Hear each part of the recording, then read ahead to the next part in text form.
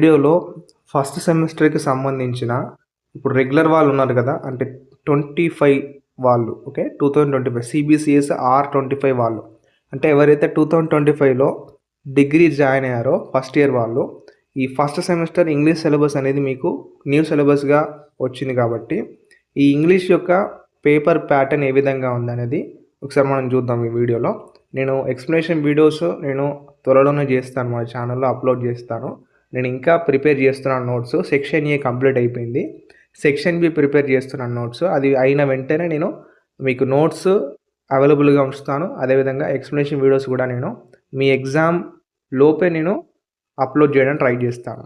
Okay. ఇప్పుడు ఈ వీడియోలో అయితే పేపర్ ప్యాటర్న్ ఏ విధంగా ఉందో చూద్దాం. ముందే చెప్తున్నాను, ఈ వీడియో స్టార్టింగ్‌లోనే చెప్తున్నాను వినండి.